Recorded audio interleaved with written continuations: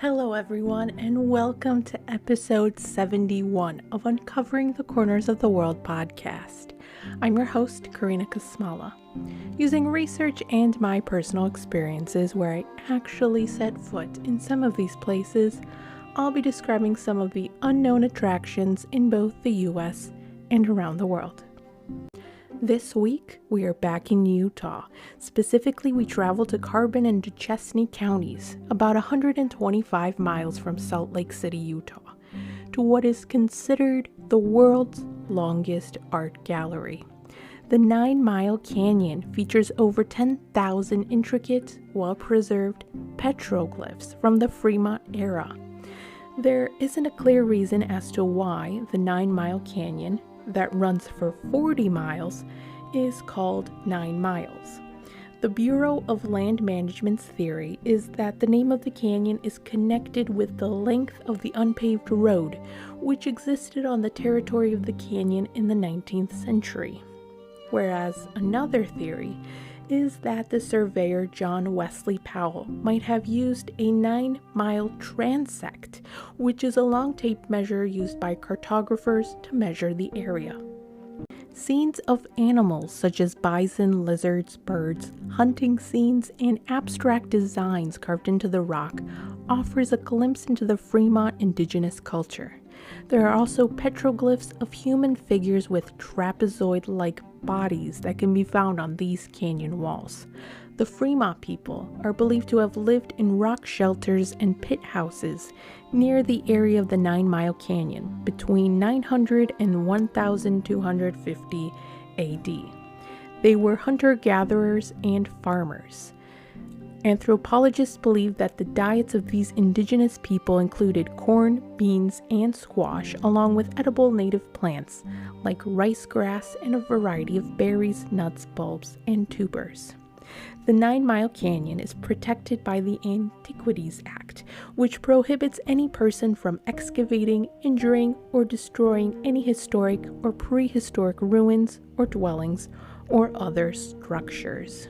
Next, we travel west of the Great Salt Lakes to Wendover, Utah. Wendover is a town that sits right on the border between Utah and Nevada. Even though it's a small town of about 1,407 residents, it is near the site of the distinctive natural feature called the Bonneville Salt Flats. The Bonneville Salt Flats is a hard, white crust that covers 30,000 acres and sits on the western edge of the Great Salt Lake Basin in Utah.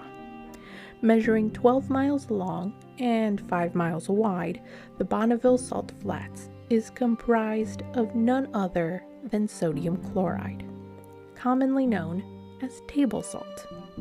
The salt flats are remnants of Lake Bonneville, which is today known as the Great Salt Lake. You might remember that I talked a little bit about the Great Salt Lake in episode 69, titled Utah, Antelope Island, Golden Spike, and Butch Cassidy's Childhood Home. Around 10,000 to 32,000 years ago, Lake Bonneville covered 1/3 of Utah. When the lake started to rescind over time, concentrations of minerals such as potassium, gypsum, halite, and magnesium were mixed into the soil, forming the Bonneville Salt Flats. Groundwater flows towards the salt flats from the surrounding watershed, picking up minerals along the way and filters up to the surface through a shallow brine aquifer. When the salt water evaporates during the summer months, minerals are left behind, forming the raised edges of the salt flats. However, there is some moisture in the salt content that stops car tires from overheating.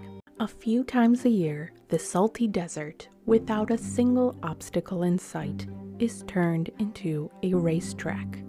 Drivers with their muscle cars, streamliners, and motorcycles try to set the fastest land speed records at the Bonneville Speedway, nicknamed the speed capital of the world. In 1912, the first race took place on the Salt Pan, and 2 years later, the first land speed record was set by Teddy Tetzlaff, who reached 142.8 miles per hour. Fast forward to 2021, and the Speed Demon A/Blown Fuel Streamliner holds the record for reaching the fastest speed at 466.290 miles per hour, with a turbocharged 443 CI LS-based engine built by Duttweiler Performance. The shape of the Speed Demon resembles the shape of a typical jet aircraft, without the wings. The Utah Salt Flats Racing Association hosts the annual World of Speed competitions to see drivers set records for the fastest land speed car, with some cars that have reached speeds over 300 miles per hour.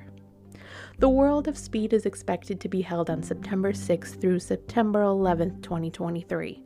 There are also motorcycle races, the Bonneville Motorcycle Speed Trials, that take place on the Bonneville Salt Flats, and this year they are expected to be held on August 26th through the 31st, 2023. Before we end our trip this week, we stop by the least popular national park in Utah. Located at 2282 Resource Boulevard in Moab, Utah, is Canyonlands National Park. Colorful canyons, mesas, buttes, fins, arches, and spires span across 337,598 acres of the national park. The Green and Colorado rivers divide the Canyonlands National Park into 4 districts, each showing a different perspective of the park, such as from a remote, unpaved path or a river. In the park, you can hike the Canyonlands Cave Spring Trail, where you can find a historic cowboy camp with some of the original items that were left by cowboys. In the 1800s, cowboys settled into the area with their cattle, and they set up camps near water sources. There is also the Horseshoe Canyon that you can visit, which features pictographs or painted figures and petroglyphs, figures etched into the rock with a sharp stone, that were left by Native American tribes that visited the Canyonlands over 10,000 years ago. Some of the painted figures are believed to date back to the late Archaic period, from 2000 BCE to 500 CE. Over time, other cultures like the Fremont and ancestral Pueblans added their markings to the canyon. Besides indigenous cultures, European Americans also passed through the Horseshoe Canyon, as well as the outlaw Butch Cassidy, who treated the canyon as his hideout in the 1800s. Thank you for listening to this week's episode. If you're interested in reading more about the 9 Mile Canyon, read the article Utah's Prehistoric Rock Art Threatened by Emily Hiley on the National Geographic website, and the Colorado College's website on the indigenous religious traditions. There's also the website Intermountain Histories that describes the Fremont culture.